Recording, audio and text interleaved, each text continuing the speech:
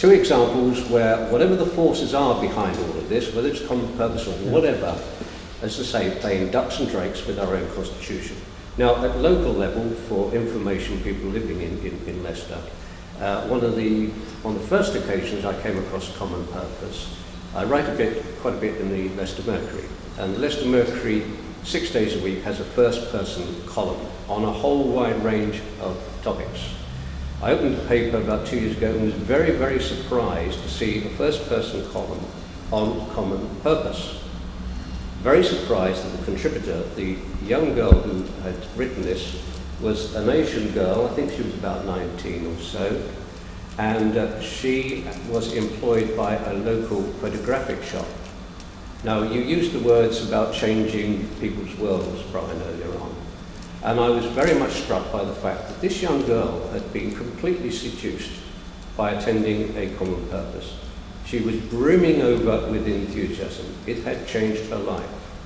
I was very surprised, went into the website and found, of course, that the editor at that time was on the advisory panel, Nick Carter, local, on the advisory panel. And I think they rotate these things every now and again. He's not there, the local chief constable is on the advisory panel. One of the things that puzzled me very much about that was how on earth did that young girl get on that course? Frank has mentioned £5,000. I think it kicks off something like about £3,000, etc. I can't imagine that there was any way in which that young girl financed that herself. So these things are going on. Right. Can I just answer that? Because I will answer the bit about the treason. Common Purpose charges for a course, the key course like Matrix, where you do 2-day residential, that's when they really get you, and a day a month for another 12 months.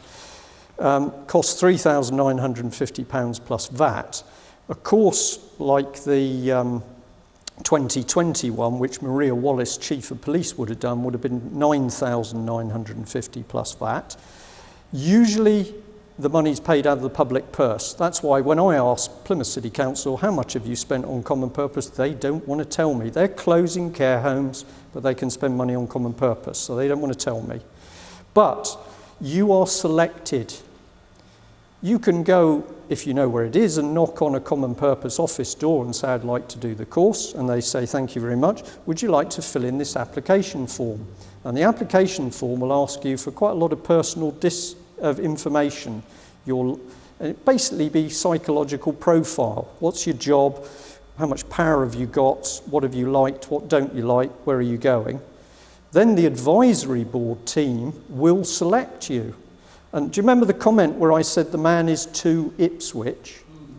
That was the advisory board saying, no, we don't think this man's... So you are selected. This is another thing which, as a charity, makes it horrible, because there are vicars sitting on advisory panels saying, no, this person isn't suitable. So they're selected.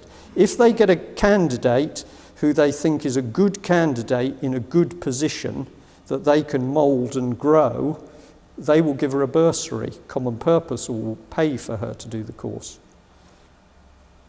That's how it works. So can I do the treason? Oh, sorry. Because I think this is very important. After that, we'll have one more question, and I think we're running up against time. Okay. This issue of treason is very, very important. I'm going to suggest, and I've got to be careful here because I admit I am a bit of a newcomer. Some of you have been battling for years and years and years, and along comes the newcomer, and you've got to be wary of the smart-ass syndrome. This is my newspaper, and here's a big article on Albert Burgess and treason. And the headline is, "Where corrupt law lords fail, ordinary people take treason charges to the police." Okay? Now, when you did what you did, I'm going to suggest you did the right things, absolutely the right things, but without the knowledge that the whole system around you was corrupt. And the second thing was that the media did not support you. Well, we've got a solution to that. We create our media. Now, I can tell you that this little newspaper has got the local Plymouth paper shitting themselves, because the Evening Herald, it is widely rumoured and alleged, is losing 8% of sales a year because they are not reporting anything worth reading. And in this paper, we've done an editorial pointing out how rubbish the paper is. So this coming out once a month at between 10 and 15,000 copies is frightening the local paper. But the other thing we did is we've gone to talk to individual reporters over a beer, over a cup of tea, and said, look at the paperwork yourself. And they are now very interested that their paper is being controlled by Commonpurpose, to the extent they're now telling us what's going on. Can't tell you any more because I shall spoil things, okay? But what people are trying to do is to change a whole organisation by going to the top. But that's where the corruption is. If you go into a police station, as this man has done, and we want it to happen, and he says, I want to report treason, and then the copper says a load of bluster, and he's not going to do it, you're all misprision of treason, you're guilty of treason then. What's your name? Wallop. He's going to appear in the paper. And I have been stunned at the reaction when you put the stories in the paper. We've had 2 people who phoned us up and sworn at us, and the other phone calls have been from people who said, I want to tell you about this. I've got paperwork, I've got documents. So the other bit that we're using as the lever is the fraud and corruption. They are creating fraud and corruption. And if you show people your taxes are going here, they get very interested, and then they ask a magic question, why? And you say, oh, well, that's easy, that's Commonpurpose. What the is that? You don't know what it is, you then tell them what Commonpurpose is.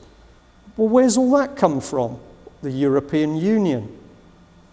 And you've got them up 5 steps in about a 10-minute conversation. So it's getting in. You were doing the right thing, but at the wrong time because the ground wasn't fertile. We got some different ways. Good. Gentleman over here, can we have one? This is one last question, and I'm sorry, but we are aiming to conclude at 4 o'clock. Just short. Fascinating as this is. So if we can take this as the last question, thank you. I wasn't aware of the full activities of the Commonpurpose, but looking at some of the names that have been put up, is there any influence from the Bilderberg group in respect to this? Well, I believe totally, but if I say I know something, I know it because I can prove it. I'm going to say I believe in this case because you start getting into circumstantial evidence. Do I believe the Bilderbergers are real? Most certainly. Do I believe they are a fascist-based organisation? Most certainly. Do I believe they're very dangerous? Most certainly. Do I see links between the people linked to the fraud and corruption and top level of Commonpurpose associated with Bilderbergers? Yes.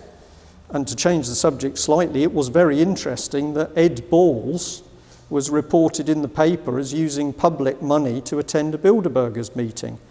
Bilderbergers say themselves that people attend as individuals, but he used public money to attend in his official capacity.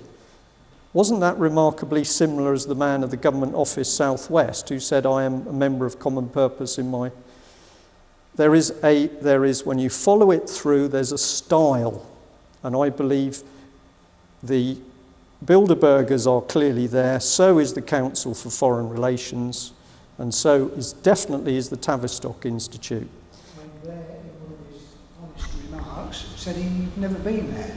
Yeah, but of course Mr. Blair was chairman of the Fabian Society, and if you follow the Fabians through, you're back in the same mess. Could I just mention about Ed Balls, our previous chairman for 23 years, when I say our Campaign for Independent Britain, Lord Studdart, has just recently raised that question in Parliament about who financed the Ed Balls visit to Bilderberg. He's asked for that. So as yet, we're waiting for a statement. Well, it was, yeah, but it was reported in the press, and in fact, I've also reported it. I'm going to be a little bit careful here, but I want to say this. Lord Stoddart was given some material on Commonpurpose. Now, I have a problem. If I give people a little bit, they say that's not enough. Where's the proof? If I give them a lot, though I'm too busy to read that. The Lord Stoddart was given what I regarded was a package in the middle.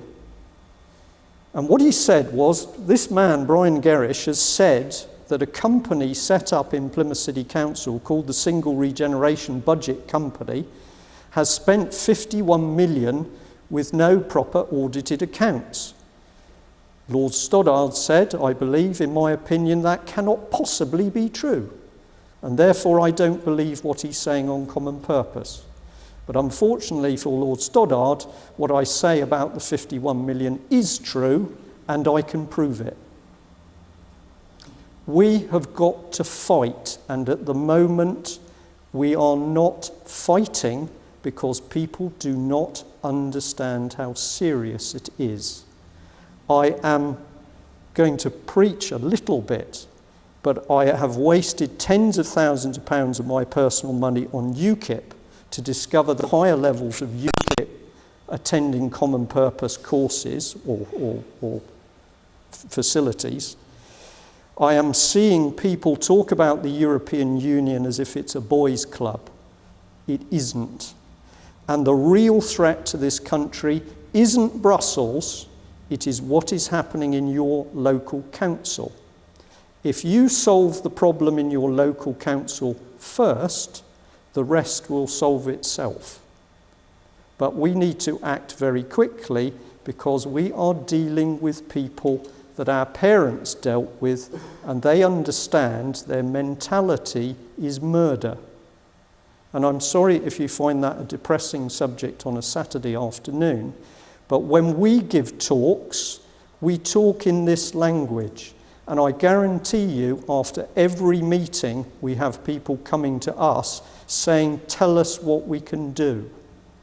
But what is happening in a lot of the organisations that I see, I will leave it that broad, is people are still frightened to use the language.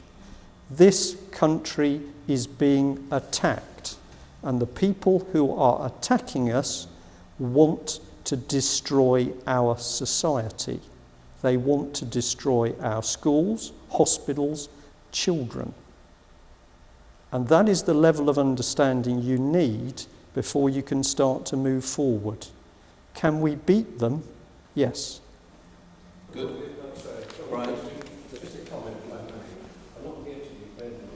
By his own admission, he had gone stale. He's 80, he stepped down.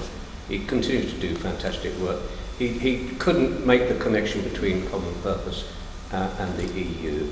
Now we have moved on. We have a very, very dynamic new chairman, Dr. Bob Spink, so you will find a considerable difference already. Common Purpose, and I knew very little about it. I feel now very much better informed, and I thank you for that, and I'm sure that we all feel the same way. So I think we should...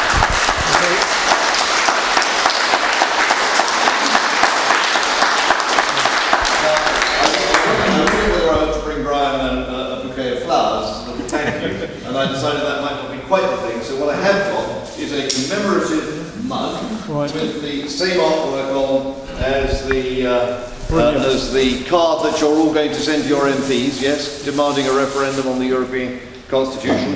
And while Edward's over there, thank you very much indeed, Edward, one of those for you.